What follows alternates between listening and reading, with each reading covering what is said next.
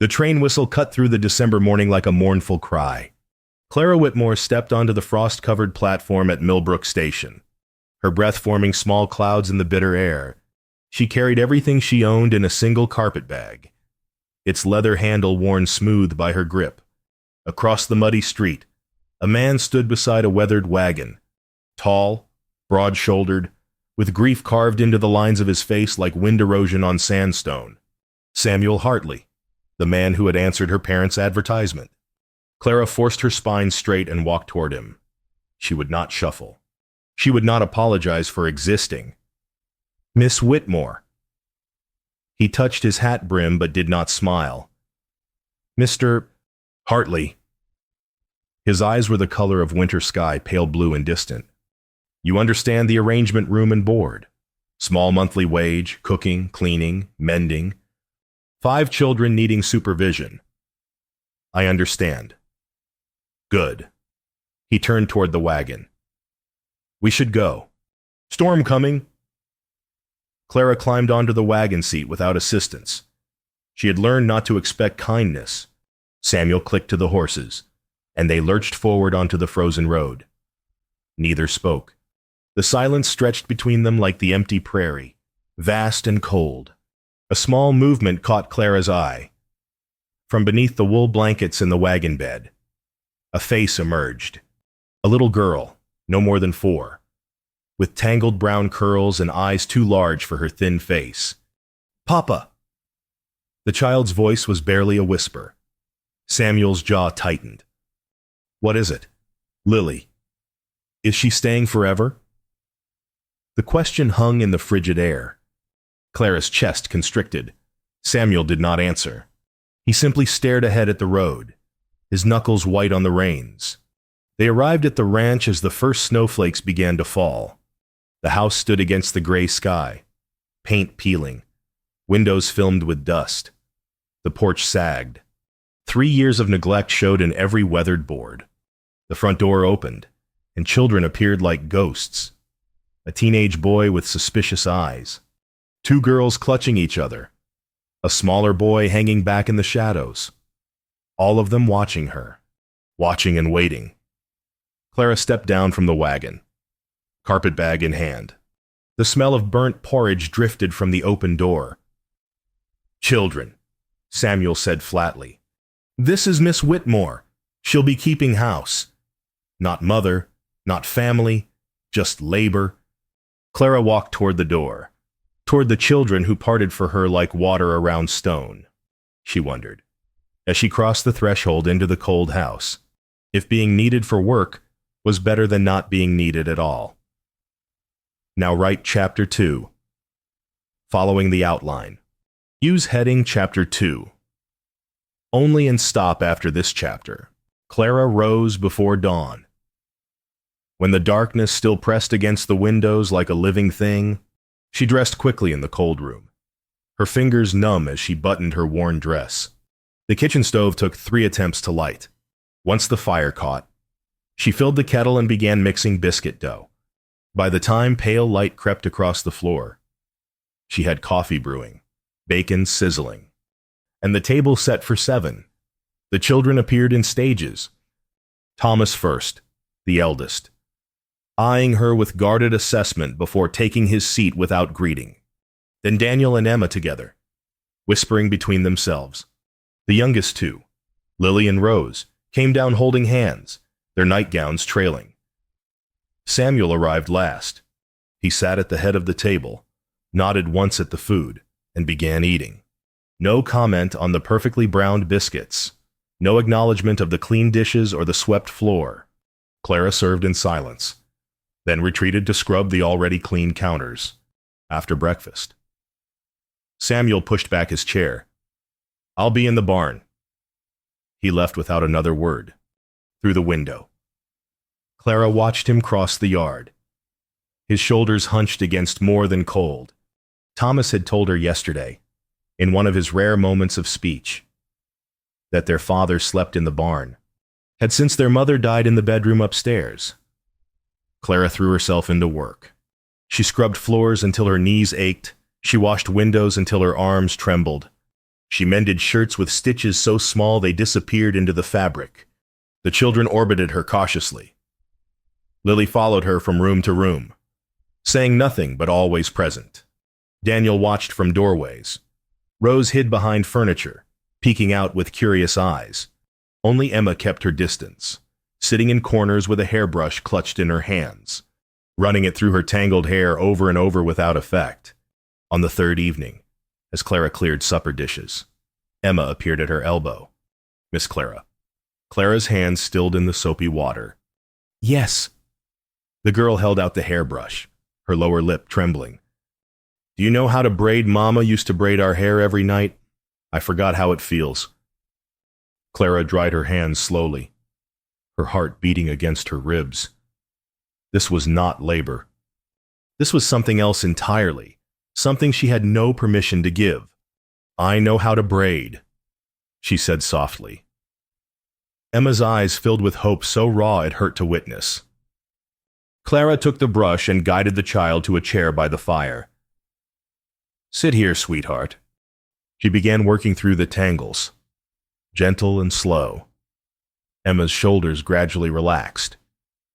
Her eyes drifted closed. "Mama used to hum while she braided," Emma whispered. Clara's throat tightened.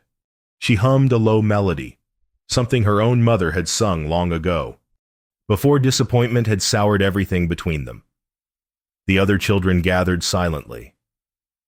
Lily climbed onto the sofa, thumb in mouth, watching. Rose settled beside her. Even Daniel crept closer, his carved knife forgotten in his pocket. Clara's fingers wove Emma's hair into a neat braid, securing it with a ribbon she'd found in her mending basket.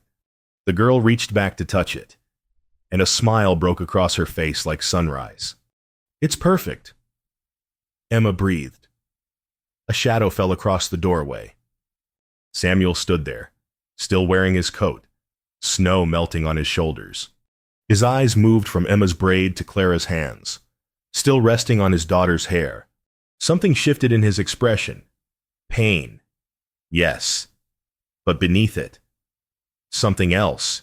Something that might have been hope, or might have been fear of hope, which was nearly the same thing. He stood watching for a long moment, his jaw working as if words were trapped behind his teeth. Then he turned and walked away, his boots heavy on the wooden floor. The back door opened and closed.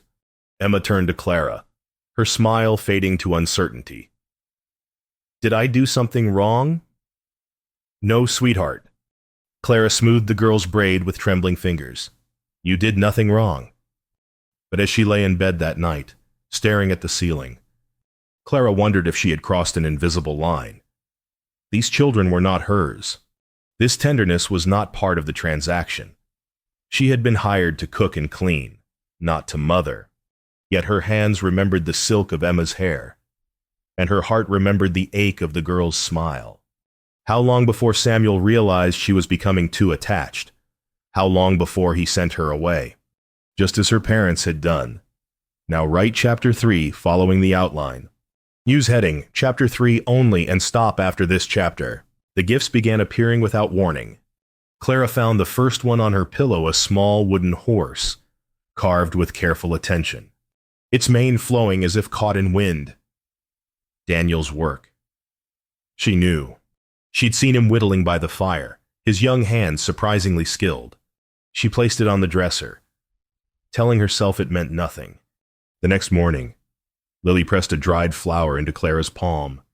The petals were brown and brittle, rescued from beneath melting snow. "I found it for you," Lily whispered. "It's still pretty, even though winter hurt it." Clara's throat closed. She tucked the flower into her apron pocket, where it stayed all day, crackling softly against her hip as she moved through her chores. Rose began leaving drawings on the kitchen table, stick figures with yellow hair, standing beside a house, labels and wobbly letters: Papa, Thomas, Daniel, Emma, Rose, Lily, Miss Clara. 7 figures, not 6. Clara told herself these were children's gestures. Nothing more. They would give such gifts to anyone who fed them and kept them warm.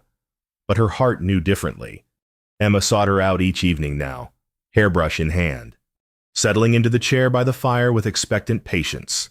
Clara braided and hummed, and the other children gathered close, moths drawn to flame. Even Thomas softened, though he'd never admit it. He ate second helpings of her stew without being asked, answered her questions with full sentences instead of grunts. Once, she caught him almost smiling at something Lily said. "Your cooking's decent," he told her one evening. High praise from a boy who'd learned to bury his heart. Clara tried to maintain her walls. She was the housekeeper, the help, the barren woman purchased for her labor. But the walls had cracks now, and love seeped through like water finding its way downhill. On Sunday, they gathered for dinner. Clara had roasted a chicken, made gravy, baked bread that steamed when she cut it. The children ate with appetite she hadn't seen before. Samuel sat at the head of the table, quiet as always. But his eyes moved across his children's faces, noting their color, their energy. Halfway through the meal, Lily climbed down from her chair. Clara watched the child circle the table, unsure of her destination. Then Lily stopped beside Clara's chair and raised her arms. "Up," she said simply. Clara's heart lurched. "Lily, eat your dinner. Want to sit with you. Your chair is right there. Sweetheart." "Please." The word hung in the air, around the table. All movement ceased. Forks stilled. Breathing quieted. Clara glanced at Samuel. His face had gone carefully blank, but his knuckles whitened around his coffee cup. Lily's arms remained raised, patient and trusting. Before Clara could stop herself, before reason could intervene, she lifted the child onto her lap. Lily nestled against her chest with a sigh of pure contentment, her small body fitting into the curve of Clara's arms as if designed for that exact space. The rightness of it stole Clara's breath. Emma's eyes shone. Rose smiled. Daniel ducked his head, but his shoulders relaxed. Thomas watched them all, then said quietly, as if speaking to the air itself, "She fits there, in the chair, where Mama used to sit." The silence that followed was profound. Clara felt tears burning behind her eyes. She blinked them back fiercely, her arms tightening around Lily's small warmth. Samuel stared at them. His throat worked. Something moved behind his eyes, pain and longing and fear braided together like rope. He did not tell Lily to return to her seat. He did not correct the impropriety. He simply picked up his fork and resumed eating, though Clara noticed his hand trembled slightly. The meal finished in thoughtful quiet. Clara cleared dishes with Lily still clinging to her skirt, reluctant to separate. When bedtime came, Clara tucked each child in. She braided Emma's hair. She listened to Rose recite her prayers. She kissed Daniel's forehead when he pretended not to want it. She held Lily longest, the child's arms wrapped around her neck. "Love you, Miss Clara," Lily murmured into her hair. Clara's heart cracked open. "Sleep well, little one," she whispered back. She didn't say the words, couldn't say them. Saying them would make this real. And real things could be taken away. In her own bed later. Clara stared at the ceiling, fear coiling in her stomach. She had done the unforgivable. She had begun to love these children fiercely, desperately, completely. And she had no right. They were not hers, could not be hers. She was the hired woman, the barren woman, the woman sold by her own parents for her deficiencies. How long before Samuel saw her attachment and recognized it for the transgression it was? How long before? He reminded her of her place, or worse, sent her away entirely. Clara turned onto her side, clutching her pillow. She had learned young that loving what she could not keep only brought pain. But these children, with their gifts and their trust and their wounded hearts, so like her own, they had slipped past her defenses, without her permission, and now she was terrified, because leaving them would break her in ways her parents' betrayal never had. Now write. Chapter 4. Following the Outline. Use heading. Chapter 4. Only, and stop after this chapter. The blizzard struck without mercy. Clara woke to a world erased. Snow drove sideways past the windows, thick as curtains, while wind shrieked around the eaves like something alive and angry. The house shuddered with each gust. By mid-morning, drifts had climbed halfway up the doors. Samuel fought his way to the barn to tend the animals, returning coated in white, ice crystals clinging to his beard. "We're not going anywhere," he said, stamping snow from his boots. 3 days at least. The children huddled near the fire. Clara kept them fed and warm, rationing wood carefully, banking coals at night to preserve heat. On the second night, Daniel didn't come to supper. "Where's your brother?" Clara asked Thomas. "Said he was tired. Went to bed early." Clara's instincts prickled. She climbed the stairs and pushed open the boy's door. Daniel lay on his bed, shivering violently despite the quilts piled over him. His face glistened with sweat, his cheeks flushed an alarming red. Clara pressed her hand to his forehead and drew back sharply, burning. "Samuel." Her voice came out sharp with fear. "Samuel, come quickly." Heavy footsteps pounded up the stairs. Samuel appeared in the doorway, his face going pale as he saw his son. "Daniel." He crossed the room in 2 strides, kneeling beside the bed. "Son, can you hear me?" Daniel's eyes fluttered open, glassy and unfocused. "Papa cold?" "He's burning with fever." Clara said, "We need cold water, cloths, something to bring it down." Samuel's hands shook as he touched his son's face. "Not again, God, not again." Clara grabbed his arm. "We need to work, now." Something in her voice cut through his panic. He nodded once, sharply. They worked through the night in desperate tandem. Clara prepared broth while Samuel carried cold water from the pump. She wrung out cloths and laid them across Daniel's forehead. Samuel held his son upright while Clara spooned liquid between cracked lips. The fever raged on. "Drink, sweetheart," Clara coaxed, her voice steady despite her terror. "Just a little more," Daniel moaned, turning his head away. "Please, Daniel, for me." His eyes opened, finding her face. He drank. Hours blurred together. The blizzard howled outside while inside. A different battle raged. Near midnight, Daniel's fever spiked. His small body convulsed with chills despite the heat radiating from his skin. Samuel gathered him up, holding him against his chest. "Not you too," Samuel whispered, his voice breaking. "Please, God, not you too." Clara wrung out another cloth, her hands steady even as her heart shattered at his words. "He's strong," she said firmly. "He's fighting. He's just a boy. A strong boy.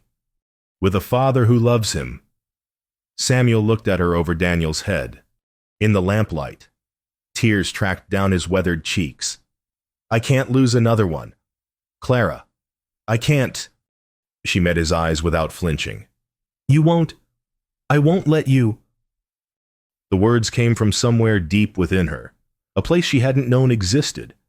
A fierce, maternal certainty that this child would live because she willed it so. They fought together through the darkest hours. Clara prepared mustard plasters for Daniel's chest. Samuel changed sweat-soaked linens. She spooned willow bark tea between his lips. Samuel walked the floor with his son in his arms, murmuring prayers. Clara lost track of time. There was only the next cloth, the next spoonful, the next prayer. Dawn approached, gray and tentative. Daniel's thrashing had quieted, his breathing evened. Clara pressed her hand to his forehead again, hardly daring to hope. Cool, not cold, not hot. Cool. "Samuel," her voice cracked. "Feel his head." Samuel's hand replaced hers. His eyes widened. The fever broke. Disbelief colored his words. It broke. Daniel stirred. His eyes opened, clearer now, focusing on his father's face. "Papa." His voice was thread-thin but coherent. "I'm thirsty." Samuel made a sound between laugh and sob. "Water, Clara, water." She poured a cup with trembling hands, helping Daniel drink. The boy took 3 small sips, then closed his eyes again, sinking into natural sleep. Samuel collapsed into the chair beside the bed, his head dropping into his hands.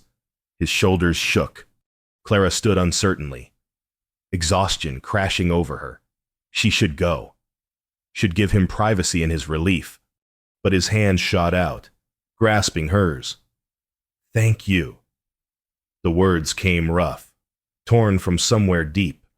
"Clara, thank you." His fingers were strong around hers, calloused and warm. "I couldn't have—" He stopped, swallowed. "You saved him." "We saved him," she corrected softly. "Together." He looked up at her, in the gray dawn light.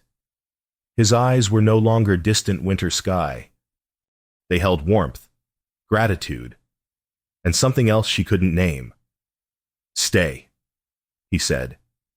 "Please, sit with me." Clara sank into the chair beside his.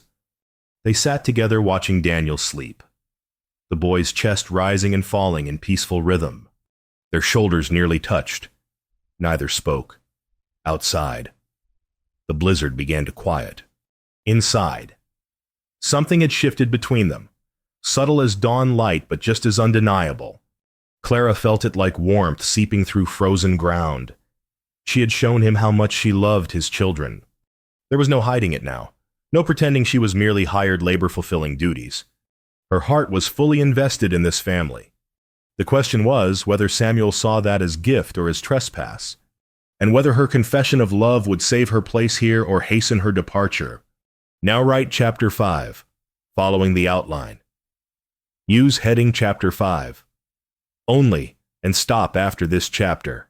Daniel recovered slowly, his strength returning in small measures. He sat propped against pillows now, eating Clara's broth with appetite, his color restored. The household settled into a new rhythm. Something had shifted during those fever-dark hours. Something unspoken but undeniable.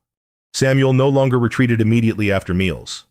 He lingered at the table, watching his children, watching Clara. Their eyes met more often now, brief glances that held weight. One evening, after the children had gone to bed, Clara sat by the fire with her mending. The house creaked and settled around her, peaceful in the way only winter evenings could be. Samuel appeared in the doorway, coffee cup in hand. "Mine company." Clara's needle stilled. Not at all. He settled into the chair across from her, the same chair where they'd kept vigil over Daniel. The fire crackled between them. Silence stretched, but it felt different now, companionable rather than cold. "You've been here 2 months, Samuel said finally. "Nearly. Feels longer." He paused. "In a good way." Clara's heart fluttered. She kept her eyes on her sewing, not trusting herself to look at him. "The children have changed," he continued. "Thomas smiles. Lily laughs. Daniel's carving again. Emma's a sweet girl." "She is. She lost the most. I think, being the oldest girl. She tried to be mother to the little ones after—" He stopped, swallowed. "After—" Clara set down her mending. "She shouldn't have had to carry that." "No, she shouldn't have." Samuel stared into the fire. "None of them should have—" The logs shifted, sending up sparks. "Can I ask you something?" His voice was low.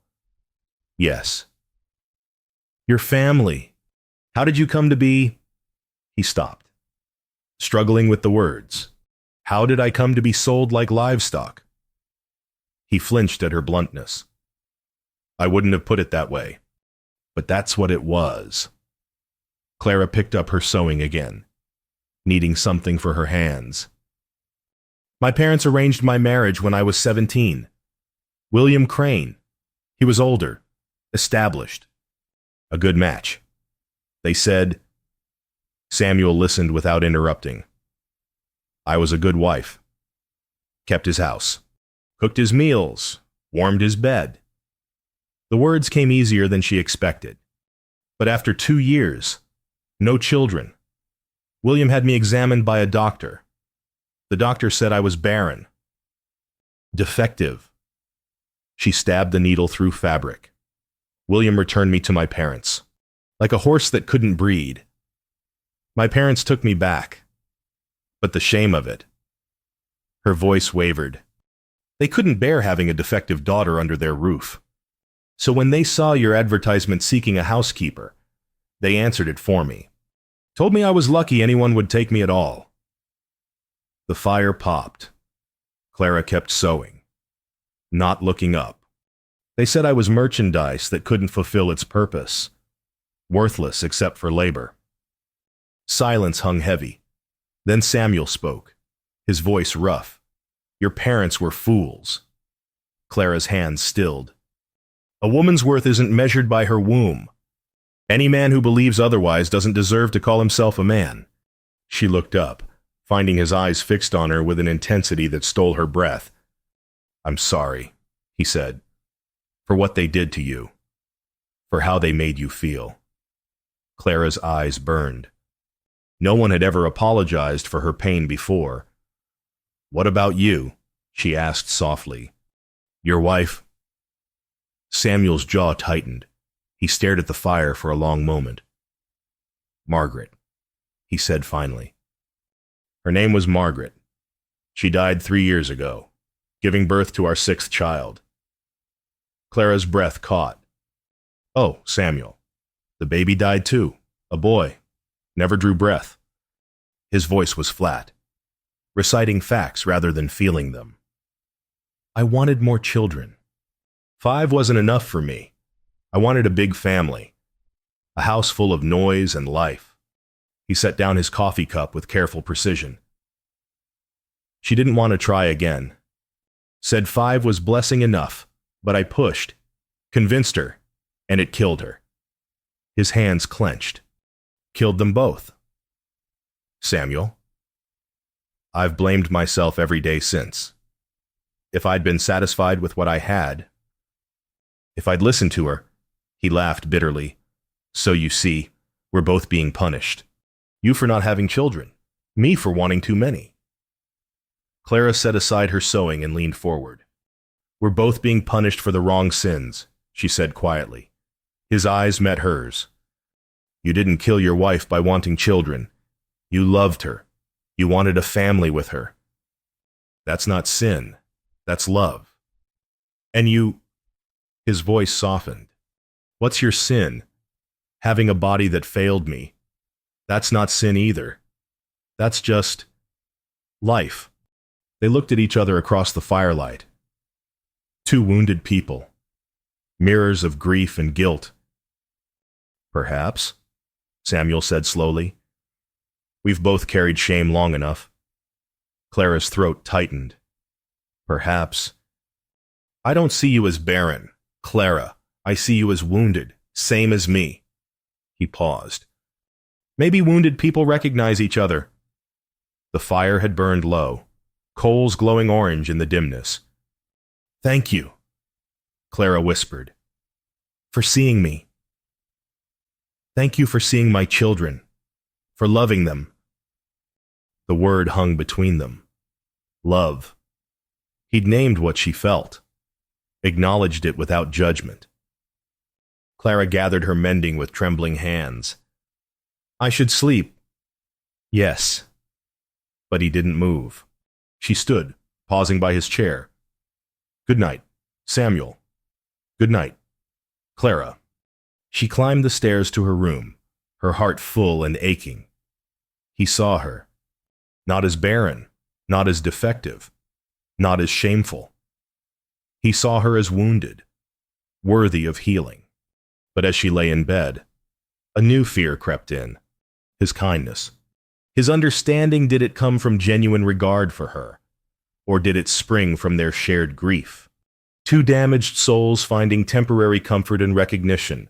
Did he care for her as Clara, or did he simply need someone who wouldn't remind him of Margaret? The questions circled in her mind like moths around a flame. She wanted so desperately to believe she might have a place here. Not as housekeeper, not as charity case, as family. But hope was dangerous. Hope had betrayed her before. Sleep came slowly, and with it, no answers. Now write. Chapter 6. Following the outline. Use heading Chapter 6 only and stop after this chapter. The trip to town was Samuel's idea. We need supplies, he said over breakfast. And the children should get out. Cabin fever's setting in. Clara's stomach knotted. She hadn't left the ranch since arriving. The thought of facing townspeople made her mouth go dry. I could stay here, she offered. Mind the house. Nonsense. Samuel's tone brooked no argument. You need fabric for the mending, and Lily's outgrown her shoes. So Clara found herself on the wagon seat beside Samuel, 5 children bundled in the back. Heading toward Millbrook on a cold but clear February afternoon, the town appeared gradually, buildings emerging from the winter landscape, the general store, the church, the schoolhouse, people moving along wooden sidewalks, people who would see her. Samuel pulled the wagon up to the general store. The children scrambled down, eager for adventure. Thomas herded the younger ones toward the door. Clara smoothed her skirt with damp palms. Ready? Samuel asked. No. Yes. They entered together. The store was warm, crowded with midwinter shoppers. The smell of coffee and leather and wood smoke filled the air. Several people looked up as the door opened, and the whispering began. Clara felt it like a physical touch, the weight of stares, the subtle shifting of bodies as they entered. Women clustered near the fabric bolts, their heads bending together. Mrs. Patterson, the minister's wife, approached with a smile that didn't reach her eyes. Samuel, how lovely to see you out, and the children looking so well. Her gaze slid to Clara. Miss Whitmore. Mrs. Patterson. Clara kept her voice steady. Still keeping house for the Hartleys. I see. I am... Mrs. Patterson's smile sharpened. Such a charitable arrangement. Samuel's jaw tightened. Clara's been invaluable. The children have never been better cared for. I'm sure. Mrs. Patterson patted his arm. Though one does wonder how long such arrangements last.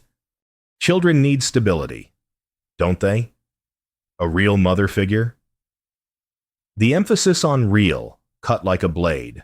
Clara moved away, pretending to examine thread colors. Her hands shook. The whispers followed her. Barren. I heard. Wasting his youth on damaged goods. Those poor children deserve better. Each word confirmed what her parents had taught her. She was defective, shameful, unworthy. At the fabric table, 2 women fell silent as Clara approached. They exchanged glances heavy with meaning, then moved away without acknowledging her. Clara's throat tightened. She focused on selecting calico, willing her hands not to tremble. Miss Clara. Lily appeared at her elbow, holding up a peppermint stick. Papa bought us candy. Want to share? Clara forced a smile. That's yours. Sweetheart. But sharing's nice. You said so. Before Clara could respond, a woman's voice carried clearly across the store. It's a shame, really. Samuel Hartley could have his pick of proper wives. Instead, he keeps that barren woman. What kind of example for those children? Clara's vision blurred. Lily tugged her sleeve. Miss Clara, what's barren mean? The innocent question shattered something inside her. Thomas appeared suddenly, his young face dark with anger. He'd heard. Of course he'd heard. We're leaving, he said flatly. He took Lily's hand and shepherded his siblings toward the door. his protective instincts fierce. Samuel found Clara standing frozen by the fabric bolts. "Clara, what happened?" She couldn't speak, could barely breathe. "Let's go," he said quietly. "We have enough." The ride home passed in heavy silence. The children sensed the tension, staying quiet in the wagon bed. Even Lily didn't chatter. At the ranch, the children scattered to their chores. Clara escaped to the kitchen, her sanctuary. But there was no escaping what she'd heard. That evening, Thomas cornered Samuel in the barn. Clara, bringing in firewood, overheard through the open door. "Pa, what's Barren mean? Why did those women say Miss Clara was damaged goods? Is she bad?" Samuel's voice came. Tight. "No, son, she's not bad." "Then why do they hate her?" "Because people sometimes hate what they don't understand." "I don't want her to go. Rose cried all the way home because she thinks Miss Clara will leave. She's not—" But Clara didn't hear the rest. She fled to her room. She pulled her carpetbag from under the bed. It took only minutes to pack. She'd arrived with little, she'd leave with less. The bedroom door opened. Samuel stood in the doorway, his face pale. "What are you doing?" "Leaving." Clara folded her spare dress with trembling hands. "Before I cause more harm." "What harm?" "To your family. To your reputation." She couldn't look at him. "They're right, those women. Your children deserve a proper mother, someone who can give them siblings. Someone who isn't what?"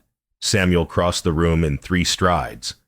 "Isn't loving, isn't kind, isn't the best thing that's happened to this family in 3 years. Clara's?" Hands stilled. "You think I care what those gossips say?" His voice shook with anger. "You think their opinions matter more than my children's happiness, more than yours.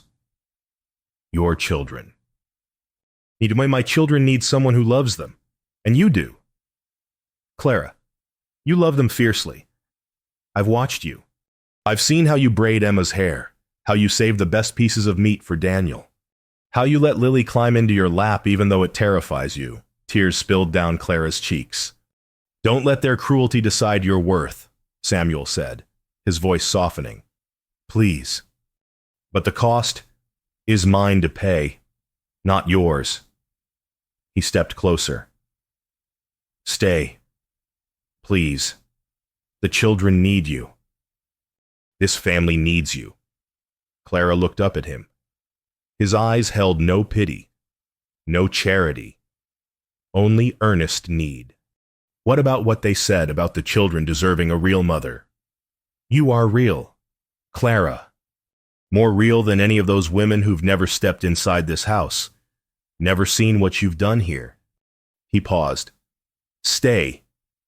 Not as housekeeper, as family." The word hung between them. Family. Clara's fingers loosened on the carpetbag. "All right," she whispered. "I'll stay." Relief flooded his features. "Thank you." He left her to unpack, his footsteps heavy on the stairs. Clara sat on her bed, the carpetbag open beside her. She would stay. But as she unpacked her meager belongings, doubt crept back in. He'd asked her to stay because the children needed her, because the family needed her. But did he need her? Did he see her as more than a solution to his loneliness? Or was she simply convenient, a woman who couldn't give him more children, couldn't replace Margaret, couldn't threaten the shrine of his grief? She was staying. But she still didn't know if she was wanted or merely useful. And the difference mattered more than she dared admit.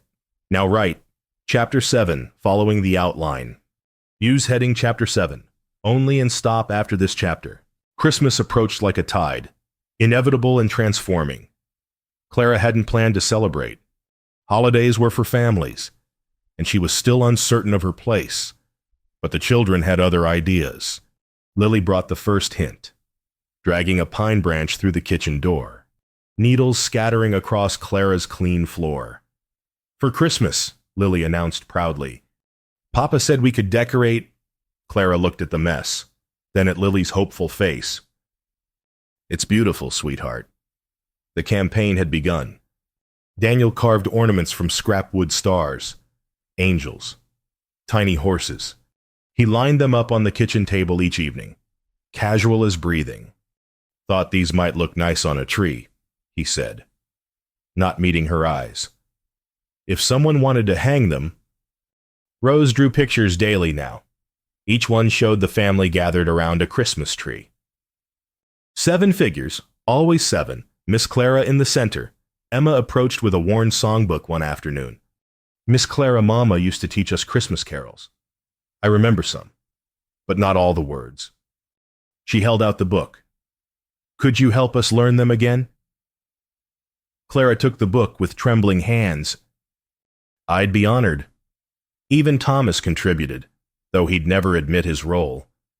He happened to mention that the family had always cut their own tree. First Saturday of December, he said, studying his boots. Tradition. Samuel watched it all with knowing eyes. The Saturday arrived cold and crisp. Samuel hitched the wagon while the children bundled in scarves and mittens. Clara tried to stay behind. The house needs tending. The house can wait, Samuel said firmly. You're coming. They rode into the foothills, children singing carols Clara had taught them. Their breath made clouds in the frozen air. Lily sat on Clara's lap, pointing at birds, chattering about what Santa might bring. Samuel drove, his shoulder occasionally brushing Clara's as the wagon swayed. They found their tree on a gentle slope, full and fragrant, perfect for the parlor. Thomas and Samuel cut it down while the children cheered. Daniel and Emma dragged branches for wreaths. Lily and Rose threw snowballs at each other, shrieking with laughter. Clara stood apart, watching them. Samuel appeared beside her. You're not joining in. I'm enjoying watching. That's not the same as belonging. Before she could respond, Lily crashed into her legs, dragging her toward the snow battle.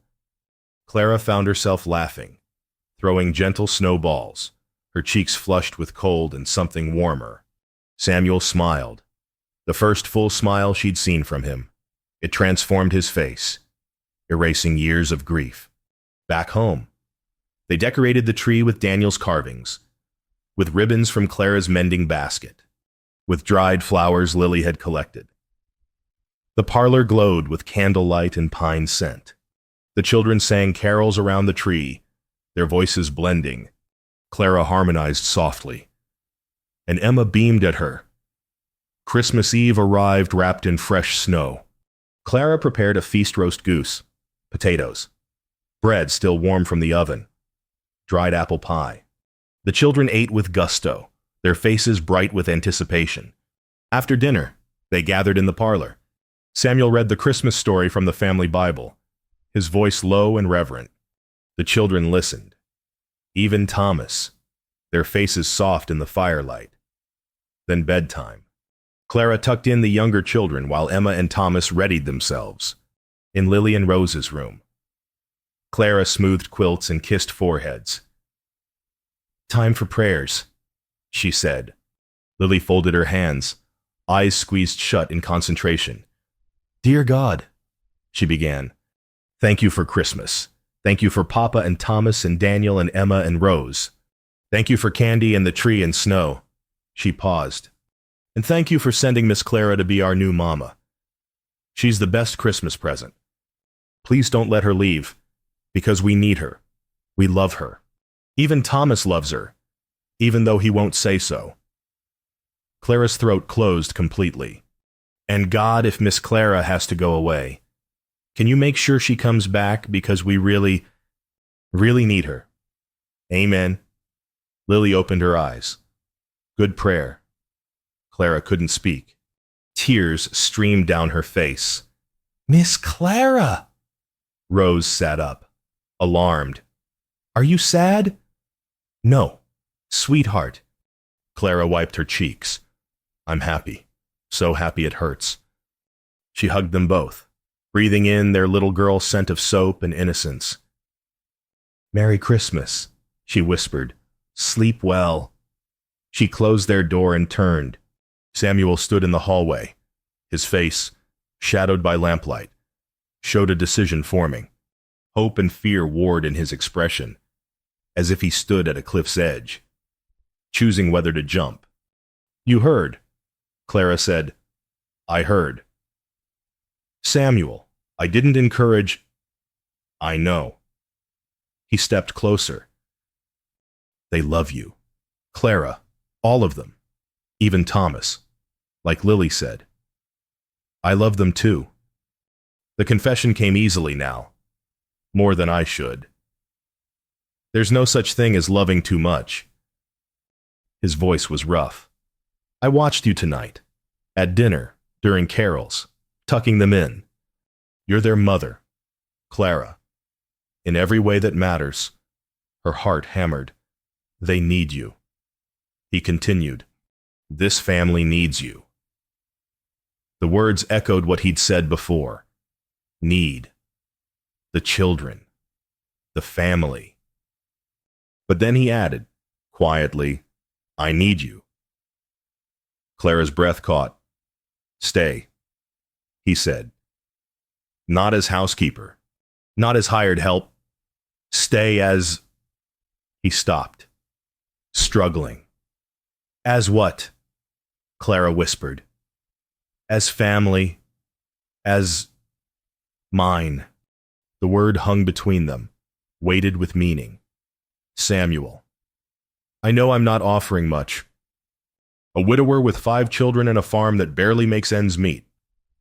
A man still learning how to feel again. But if you'd have me, have us. He fell silent, waiting. Clara's mind spun. This was more than she'd dared hope, more than she'd believed possible. But fear whispered its familiar warnings. What if this was gratitude, not love? What if he was simply filling a position? Solving a problem, are you sure? She asked. Not because the children need a mother, but because you want me, I want you. He said simply. I didn't think I could feel again after Margaret. Thought my heart died with her. But you woke something up. Clara, your strength, your tenderness, the way you love my children like they're your own, the way you've made this house feel like home again. He reached out, taking her hand. I want you, not because you're convenient or suitable, because you're Clara. And I think I'm falling in love with you. The words fell like snow, soft and transforming. Clara's tears fell freely now. Yes, she whispered. Yes, I'll stay. Yes, I'll be yours.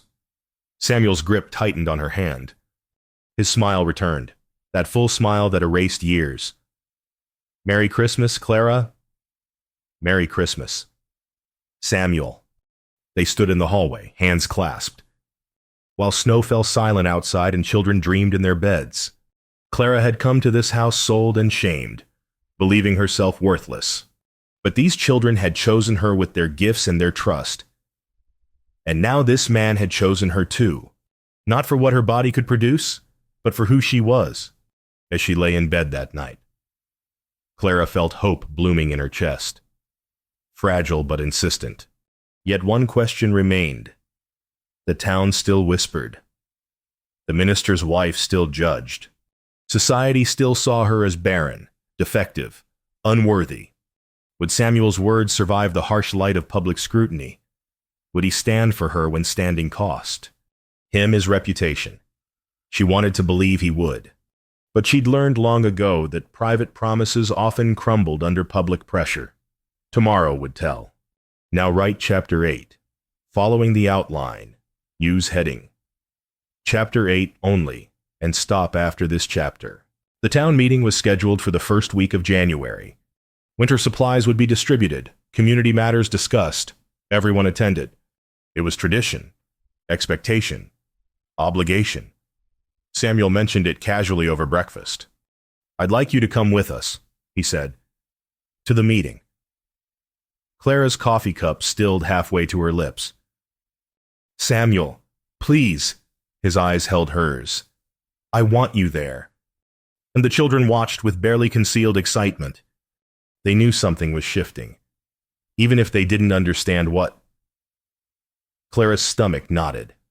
The last time she'd faced the townspeople, their whispers had nearly driven her away. But Samuel's expression held steady determination. "All right," she said quietly. "I'll come." The day arrived gray and cold. Clara dressed carefully in her best dress, the blue one she'd mended with her finest stitches. She braided her hair neatly. Though her hands trembled, the wagon ride to town felt endless. Children chattered nervously, sensing the weight of the occasion. Thomas sat rigid, protective. Lily clung to Clara's hand. The town hall was already crowded when they arrived. Oil lamps cast harsh shadows. The smell of wet wool and wood smoke filled the air. Voices buzzed with conversation. The buzzing stopped when Samuel walked in with Clara beside him. Silence descended like snow. Every head turned, every eye fixed on them. Clara felt the weight of collective judgment pressing down. Samuel's hand found hers, steadying. "Come," he said quietly. "We'll sit near the front." They walked the length of the room, children following in solemn procession. The silence stretched, broken only by footsteps on wooden floors. Clara's cheeks burned, but she kept her chin raised. They took seats in the third row. The meeting began. Mayor Henderson spoke about winter preparations, about road maintenance, about the spring planting schedule. Clara heard none of it. Blood rushed in her ears. She sensed the whispers resuming behind them, felt the pointed stares, finally, as the mayor wrapped up official business. Mrs. Patterson rose from her seat. "If I may, Mayor Henderson." Her voice carried crisp and clear. "Of course, Mrs. Patterson." The minister's wife walked to the front, her posture rigid with righteousness. "I believe we must address a matter of community concern." She turned to face the assembly. "Mr. Hartley's domestic arrangements," murmurs rippled through the crowd. "Samuel Hartley is a respected member of our community." Mrs. Patterson continued, "His late wife, God rest her soul, was beloved by all. His children are dear to us. Which is why I feel compelled to speak." Clara's hand gripped Samuel's tightly. "It has been many months now that Mr. Hartley has kept Miss Whitmore as his housekeeper. And while I'm sure her services are adequate," the emphasis dripped with condescension, "we must consider what's best for those children." She turned directly toward Clara. "Those children deserve a mother, a real mother, someone who can give them siblings, who can properly raise them in Christian values, not a—" she paused delicately, "not a barren woman of questionable circumstances." The word barren echoed through the hall. Clara wanted to disappear into the floor. "Samuel is a young man still." Mrs. Patterson continued, "He could have his pick of proper wives, women who can bear children, who come from respectable families. Instead, he persists in this arrangement. One must wonder about the propriety of it all, the example being set for those innocent children." She shook her head sadly. "I implore you, Samuel, think of your children. They deserve better than a defective woman who—" "That's enough." Samuel's voice cut through the hall like a blade. He stood, releasing Clara's hand. His movements were deliberate, controlled, but something dangerous burned in his eyes. The room fell absolutely silent.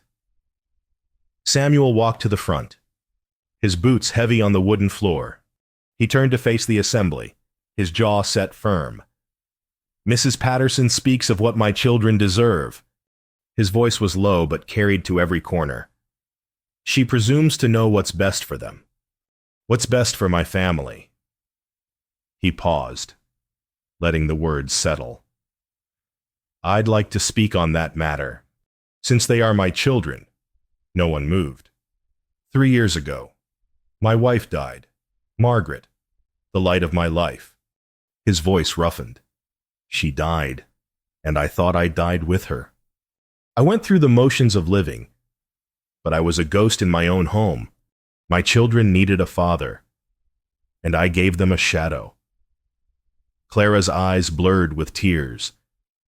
Then Clara came. He said her name like a prayer. Clara. Who you call Barren. Clara.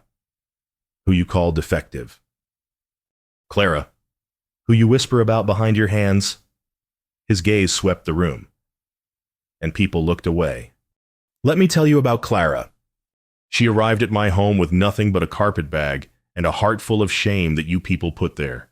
She expected to be used, discarded, judged, because that's all she'd ever known. His voice hardened. But instead of bitterness, she brought kindness. Instead of selfishness, she brought love. She scrubbed my floors. She mended my children's clothes. She held my daughter when she cried. She braided my Emma's hair. She nursed my Daniel through fever that nearly took him. Tears ran freely down Clara's face now. My son Daniel almost died. He burned with fever while a blizzard trapped us. Clara fought for him like he was her own flesh. She never slept, never rested, never gave up, because she loves him. Loves all my children with a fierceness that puts most natural mothers to shame. He turned back to Mrs. Patterson. You speak of what my children deserve. They deserve someone who loves them. Clara loves them. They deserve someone who sees them, truly sees them. Clara sees them. They deserve someone who puts their needs above her own comfort. Clara does that every single day. His voice softened. She taught them to laugh again. She taught them that it's safe to love again. She taught me the same thing. The admission hung in the air. Mrs. Patterson, you measure a woman's worth by her womb. You see Clara's barrenness as defect, as shame. But I see it differently. Clara cannot give me more children. That's true. But I don't need more children. I need someone who will love the 5 I have, and Clara does. Better than I dared hope. Better than I deserve. He looked at Clara, and his eyes shone. A woman's worth isn't measured by the children she bears. It's measured by the love she gives. And Clara's love is boundless. He turned back to the assembly. You call her defective. I call her magnificent. You call her barren. I call her mother to my 5 children who need her desperately. You call her shameful. I call her the bravest woman I've ever known. His voice rang clear. I don't want another wife who can give me children. I want Clara. Not despite her barrenness, but because of everything she is. Her strength. Her kindness. Her wounded heart that still somehow finds the capacity to love. He extended his hand toward Clara. Clara Whitmore, will you do me the honor of becoming my wife? Will you be mother to my children? Partner in my life. Keeper of my heart. The room held its breath. Clara rose on shaking legs. She walked forward, past the staring faces, past Mrs. Patterson's shocked expression, past all the judgment and whispers. She took Samuel's hand. Yes, she said, her voice clear despite her tears. Yes, I will marry you. Samuel's face broke into that full smile she loved. Behind them, Thomas stood first, then Emma, then Daniel, Rose, and Lily, all 5 children on their feet, beaming. A smattering of applause began, uncertain at first, then growing. Not everyone joined, but enough. Mayor Henderson stepped forward. I believe congratulations are in order. Samuel, Miss Whitmore. He smiled warmly. The town wishes you well. Mrs. Patterson's mouth opened and closed, finding no words. Samuel kept Clara's hand in his as they returned to their seats. The children gathered around them, Lily climbing into Clara's lap without hesitation. You're staying forever now. Lily whispered, Papa promised. Clara held her close, breathing in the scent of belonging. Yes, sweetheart. Forever. The meeting concluded with well wishes from some, Silence from others, but Clara barely noticed. Samuel had stood for her, in front of everyone. He had declared her worthy, not because of what her body could produce, but because of who she was. As they left the town hall, stepping into the cold January air, Clara felt something shift inside her. For 25 years, she had believed herself defective. Tonight, that belief began to crumble. She was not worthless. She was chosen. Now write Chapter 9, following the outline. Use heading, Chapter 9, only, and stop after this chapter. Spring came slowly to Millbrook. First, the snow softened, releasing its grip on the land. Then patches of brown earth appeared, stubborn and promising. Ice melted from window panes. Birdsong returned to morning air. Clara stood at the kitchen window, watching dawn paint the sky in shades of pink and gold. 3 months had passed since Christmas Eve. 3 months since Samuel's proposal. 3 months since he'd stood before the entire town and declared her worthy. Today, she would become his wife. The children had been awake since before dawn, too excited to sleep. Clara heard them thundering through the house, their voices bright with anticipation. "Miss Clara!" Lily burst into the kitchen, still in her nightgown. "Is it time yet? Is it—" "Not yet, sweetheart. We have hours still." "Ours is forever," Lily complained. Emma appeared in the doorway, holding a circlet of dried flowers she'd been weaving for weeks. "I finished your crown, Miss Clara. For your hair." Clara took it with reverent hands. Purple wildflowers, white daisies, tiny yellow blooms she couldn't name. Emma had worked on it secretly, asking Rose to gather flowers, pressing them carefully. "It's beautiful," Clara whispered. "Perfect." Rose came next, bearing a small bouquet tied with ribbon from Clara's mending basket. "These are from the meadow. Daniel helped me pick them." Daniel himself lurked in the hallway, too old for open sentiment but unable to stay away. He'd carved something, Clara knew. She'd seen him working late by lamplight. A gift for the wedding, kept secret. Even Thomas had contributed, though he'd never admit it. He'd spent days helping Samuel repair the front porch, repainting it white, making the house presentable for the ceremony. Clara's heart swelled until it ached. These children, her children now, in every way that mattered. The morning passed in a blur of preparation. Clara bathed and dressed in her blue dress, the one she'd worn to the town meeting. Emma braided her hair, weaving in the flower crown. Rose fussed with her skirt. Lily refused to leave her side.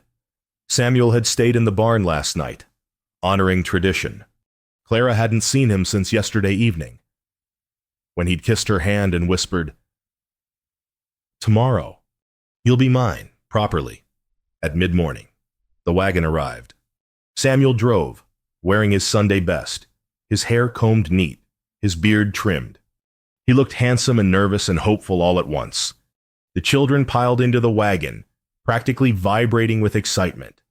Clara climbed up beside Samuel, her heart hammering. "Ready?" he asked. "Ready?" They drove to the church, the same church where whispers had wounded her, where Mrs. Patterson had questioned her worth, but today felt different. Today. Spring sunshine bathed everything in golden light. The minister waited on the church steps. Not the minister's wife, thankfully, just the minister himself, kind-eyed and smiling. A small gathering had assembled. Not many, but enough. Families who'd softened toward them. The general store owner and his wife, the school teacher. A few ranching families Samuel knew. No Mrs. Patterson. Clara was grateful. They entered the church together, all 7 of them. 5 children, 2 adults, 1 family being made official. The ceremony was simple. No flowers draping the altar, no elaborate decorations. Just sunlight streaming through windows, dust motes dancing in the beams, and the quiet reverence of sacred promises. The minister spoke of love, of commitment, of building families from choice rather than circumstance. Do you, Samuel Hartley, take Clara Whitmore to be your lawfully wedded wife? I do. Samuel's voice was steady. Sure. Do you, Clara Whitmore, take Samuel Hartley to be your lawfully wedded husband? Clara looked at Samuel. At his winter sky eyes now warm with summer. At the man who had seen her wounds and called her magnificent. Who had stood before his entire community and declared her worthy.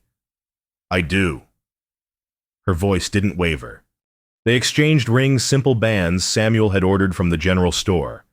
He slipped hers on with trembling fingers. By the power vested in me, I pronounce you husband and wife. Samuel kissed her gently, a promise more than a passion. The children erupted. Lily threw herself at them both, wrapping small arms around their legs. Rose cried happy tears. Emma beamed. Daniel ducked his head, grinning. Even Thomas smiled, truly smiled, looking younger than he had in years. She's ours now, Lily announced to the small gathering. She's our mama now, forever and ever. Clara gathered them close, all 5 of them, breathing in the scent of family. After the ceremony, they returned home. The ranch house that had seemed so lonely and neglected when Clara first arrived now glowed with life. Samuel had strung ribbons from the porch. Daniel's carved figures decorated the table. Rose's drawings hung on every wall. Emma had baked a cake, lopsided but made with love. Lily had scattered wildflowers on every surface. They celebrated as a family. They ate Emma's cake and drank apple cider. They laughed and told stories and sat together in the parlor that no longer felt haunted by loss. Evening came soft and gentle. Clara tucked the children into bed, one by one. The ritual had become sacred now. Rose's prayers. Daniel's forehead kiss. Emma's hair braiding. Lily's endless questions. Will you be here when I wake up? Lily asked. As she had every night for months. Always, Clara promised. I'll always be here. Because you're our mama now. Because I'm your mama now. Lily smiled and closed her eyes. Clara kissed her forehead and turned off the lamp. In the hallway, Samuel waited. They're asleep. Finally, Clara smiled. Lily asked 3 times if I'd be here tomorrow. And you will be. And I will be. They stood in the quiet house, their house now, listening to the sounds of sleeping children and settling wood. Thank you, Samuel said softly. For what? For staying. For loving them. For loving me. Even though I came to you broken. Clara took his hand. We're both broken. Remember, that's what makes us fit. He pulled her close, and she rested her head against his chest, hearing his heartbeat steady and strong. I love you, Clara Hartley. Her new name. She tested it silently. Clara Hartley. It felt right. It felt like home. I love you too. They stood together as night deepened, as stars appeared in the spring sky, as their children dreamed in their beds. Tomorrow would bring its challenges, crops to plant, animals to tend, children to raise, a household to manage. And yes, some people would still whisper, still judge, still question. But Clara no longer cared. She had spent 25 years believing herself worthless, defective, unworthy of love. Her parents had sold her for her barrenness, and she had accepted their verdict as truth. But this man, this quiet, grief-worn man with his 5 motherless children, had seen differently. He had not needed her womb. He had needed her heart. And her heart, it turned out, was infinite. The next morning, Clara woke to birdsong and sunshine. For a moment, she forgot where she was. Then she felt Samuel's warmth beside her, heard the children's voices drifting up from the kitchen, smelled coffee brewing. She rose and dressed, then walked downstairs. All 5 children sat at the table, attempting to make breakfast. Emma supervised while Thomas fried eggs. Daniel poured milk, Rose set places, Lily arranged wildflowers in a jar. "Good morning, Mama," they chorused. "Mama, not Miss Clara. Mama." Clara's eyes filled. "Good morning, my darlings." She kissed each head as she passed, earning groans from Thomas and giggles from Lily. Samuel came in from the barn, stomping mud from his boots. "Morning, Mrs. Hartley." Mrs. Hartley. His wife. "Morning, Mr. Hartley." He kissed her cheek, and Lily squealed with delight. They sat for breakfast, all 7 of them around the table. The food was simple eggs, biscuits, coffee. But the company made it feast. After breakfast, Clara stood on the front porch, watching the children scatter across the greening fields. Thomas headed to the barn. Emma took Rose and Lily to gather eggs. Daniel climbed the fence, heading toward the stream with his fishing pole. Their laughter carried on the warm spring wind. Samuel came to stand beside her, close enough that their shoulders touched. For a long moment, they simply watched. Their children, their land, their life. Samuel took her hand. "They're yours now," he said quietly. They always were.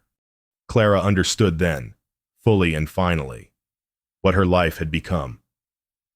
Her parents had sold her for being barren. They had looked at her empty womb and seen worthlessness.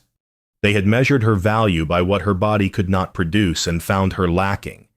But this lonely cowboy with 5 children had seen what they never could.